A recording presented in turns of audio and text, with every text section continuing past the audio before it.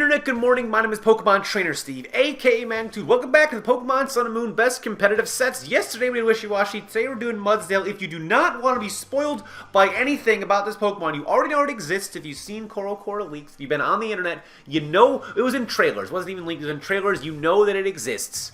Please click off this video now. I have warned you officially. There will be spoilers afoot. Now this series where we talk about a Pokemon moveset based on all the moves we know that it has. I give you guys some damage calcs, then we theorize what tier it's going to end up being in after all the hoopla and the hype dies down. Now today we're talking about another slow Pokemon. A lot of Pokemon in the Alola region are slow. I don't know, for whatever reason that is, they don't prioritize speed. Their selective breeding does not have good speed genes. I don't know what that is about, but if you on islands, you're not very fast. I mean, I guess that kind of makes sense. There's not a lot of room to really run and get around because you're separated by water. But then you think even the... I don't know. I'm not a biologist. I got no fucking idea. Pokemon we're going to be discussing is Mudsdale. The base stats are as follows. 100 HP, 125 attack, 100 defense, 55 spa, 85 spd, and 35 spit. Now, obviously, looking at this stat distribution, you can obviously see it's going to be a fast special attacker running off of a hit. No, it's called a joke. God, my producer's such a fucking dickhead. He never knows what I'm fucking kidding. Jesus Christ, Carl! Get your shit together. I know what I'm doing. That's why you're over there and I'm right here. Obviously, it is a bulky attacker. Now, it, again, doesn't really have a lot of support moves. So, when I see a Pokemon with a high HP stat, low speed, and a high attacking stat, I like to think first I want to make it an Assault Vest user. But for an effective Assault Vest user, to me, it's got to have some sort of damaging recovery move, such as a Giga Drain or a Drain Punch. It has neither of those, so I'm going to forego the Assault Vest and throw on Bulky Choice Banded Mudsdale. And we also have 3 abilities to choose from, one of which is brand new. It gets own tempo, which is this Pokemon has its own tempo. That prevents it from being confused. We've seen it before with Slowbro. Inner Focus prevents flinching. We've seen that. That could be useful in perhaps in VGC doubles. But also Stamina. Boosts the defense stat when hit by an attack. And after racking my brain, I'm thinking, what on earth am I going to throw on a set with this? I have come to the conclusion that Stamina is, I believe, in singles early meta, the best ability for it. Inner Focus might be nice, but you're probably never going to be leading with it. Therefore, you don't really deal with a lot of Fake Out unless it's a lead.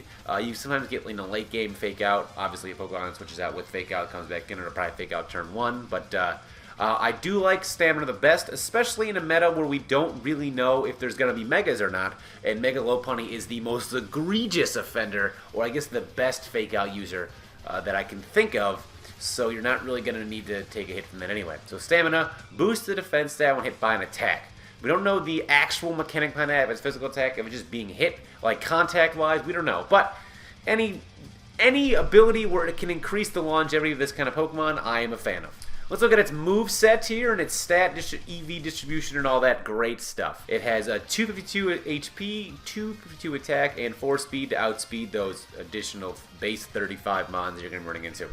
It's Adamant Choice Band because there's really no reason to not do that. I mean, I could, again, just regulate it to another Trick Room user and just get super low speed, but I don't like pigeonholing everything like that. I had Wishy-Washy yesterday as a Trick Room user, and I don't really want to have Mudsdale today as a Trick Room user. I don't want to just make everything slow default to the Trick Room. I want to have other uses in there, so I want this thing to be live for a little while. It has a lot of HP, which is nice. It's got some natural defensive bulk, but its moveset's going to be Earthquake, Payback, Close Combat, Rock Slide.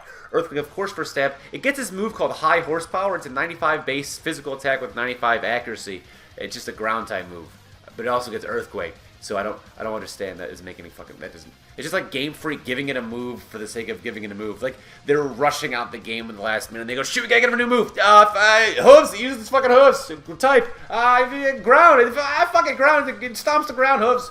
There you go. But it gets Earthquake. Payback, of course, for those pesky levitating ghosts. Looking at you, Gengar. Looking at you, Air Balloon, Chandelure, which is a common thing. And of course, it's super slow, so it can take advantage of that double damage in the Payback. Close Combat, it's that or Superpower, but I want Close Combat because I don't like the idea of lowering the attack. Especially when you're banded. If you have like banded superpower and use one superpower, then it's essentially like you're not even banded, but it hasn't high enough. It has bulk. It's got 100, 185. That's not terrible. And it's only a ground type, so it's weak to water and grass, and it doesn't have a lot of resistances, and ice, of course. It doesn't have a lot of resistances either, but it also it can take hits from Mons. It can do that. Basically, it's just natural bulk, so that's nice. And Rock Slide hit those flying types and maybe even get a flinch. So now that we've got the moveset down, we've got the stats down, let's look into damage calculations just to see what it can do. And we open with Blissey. This is sheerly to show that Mudsdale can OHKO something. Because a lot of OU walls that are gonna be switching into Mudsdale are gonna give it a lot of problems.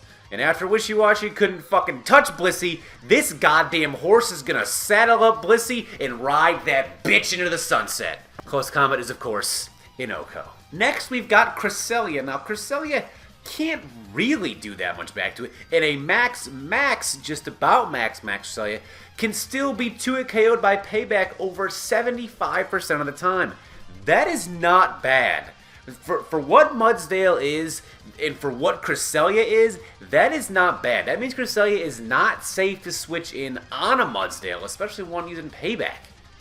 And it can't even Thunder Wave you back. Psychic won't do a lot. Size Shock will do even less because of your higher defensive stat. I mean, he could have Ice Beam, he might, but even Moonblast won't do that much. So I'd like to think Mudsdale is a nice, a nice Cresselia killer, especially late game. Next, we have Ferrothorn, which can almost be OHKO'd with the right hazards. Almost anything can be OHKO'd, but with the right hazards, you get a layer of Stealth Rocks up. It could potentially OHKO with a close combat, especially if it's more of a specially defensive-based Ferrothorn as opposed to a physically defensive one. Earthquake is also just under a 2-hit KO with leftovers, but close combat. So far, taking out Blissey, almost taking out Ferrothorn, and payback 2-hit KO and Cresselia, not bad looks from Mudsdale right now. But now, Hippowdon, one of the fatter defensive walls, one of my favorite defensive walls in the OU meta. Earthquake is doing 43 to 51 with a guaranteed 3-hit KO while they are 3-hit KOing you back. However, with the stamina ability, every Earthquake will possibly do less damage, allowing you to 1v1 a Hippowdon as long as, of course, that Hippowdon doesn't have Whirlwind. That means you're going to get the hell out of there and they're going to bring in something that can hopefully take out a Hippowdon because that's just how you hope that works. You always want to be whirlwinded into the Pokemon that can fit on the other Pokemon that use Whirlwind, but that's never how that fucking works. You always, there's a Blissey out there, and they fucking switch into Hippowdon, and then in comes Hippowdon, and you got the fucking perfect mon for it, and then he fucking whirlwinds you out, and then right into your goddamn, like, Cresselia, and you're like, fuck! What am I going to do against this shit? It's a goat versus a hippo. I have never seen in the wild a goat versus a hippo, but I like to imagine if you were to throw a goat versus a hippo, 1v1, natural selection will run its course. That hippo is going to fuck that goat up. The hippo is going to pull the goat into the swamp and devour it. Or something, I imagine. I don't know. That's just... Rotom Wash. This is a almost max Rotom Wash, and that does not even want to switch in to a close combat. A banded close combat from this thing is gonna 2-hit KO most of the time. I have not seen a lot of Rotoms with leftover. I've seen a lot of Resto Chesto Rotoms. And a Rotom it can threaten out almost every form of Mudsdale just because the Hydro, look at that Hydro doing. That Hydro is doing 70 to 83%. That is a lot of damage back. But even a payback is going to do 39 to 46. That is a crazy amount of damage. So Mudsdale, Rotom doesn't want to switch in on this thing. So far we have Ferrothorn doesn't want to switch in on it. Blissey doesn't want to switch in on it. Rotom doesn't want to switch in on it. Cresselia doesn't want to switch in on a payback. So Mudsdale, look at like it's getting some use. Skarmory, even with a Skarmory, close combat is doing 35 to 42% to a max Skarmory. You get some hazards up, you get a late game Mudsdale in there, and close combat is going to do a lot of damage to common OU walls. I was actually not very excited when I started doing this mod about its potential to be useful, but you strap close combat on there, and this thing is looking pretty good right now. Obviously, I'm getting ahead of myself. Obviously, I'm getting excited, but for what it has, its move pool being not very deep, I am a fan right now of what I'm seeing. Swampert. Does almost a max Swampert want to switch out on a Mudsdale's Earthquake? It does not! 80% chance to 2-hit KO it after leftovers. That is essentially a max Swampert. You get a layer of hazards up on there, even a max Swampert, but it can't switch in on a Mudsdale. Something's gotta stop it, right? And it does. This is a Tangrowth. Now, Tangrowth, I used it yesterday as well for Wishy-Washy. Tangrowth has a very high defensive stat. We see a lot of it Assault Vested. Now, this Tangrowth doesn't get 2 KO'd by anything. Earthquake is going to possibly 5 a KO. Close Combat is going to possibly 3 a KO.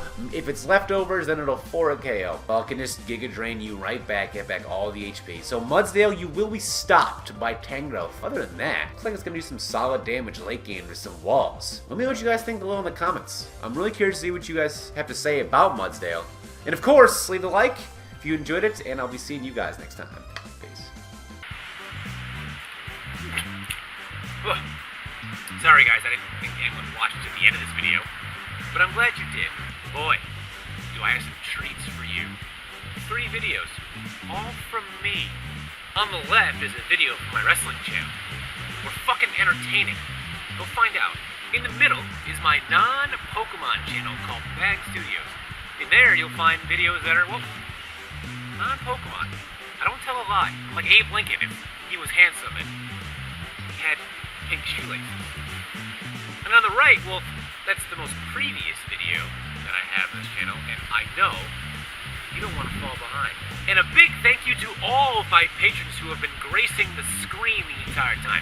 You see, following me on Patreon and becoming a patron of mine has a lot of cool perks. 1, you get your name at the end of these videos while people are already shuffling out and clicked off. You're still here. 2, you get access to exclusive content like blooper reels, early access videos, certain playthroughs, and giveaways, along with stream perks and other perks, such as being at my podcast, being a mod on my stream, and being in the first choice in some of my series. Now click on one of those, get the fuck out of here.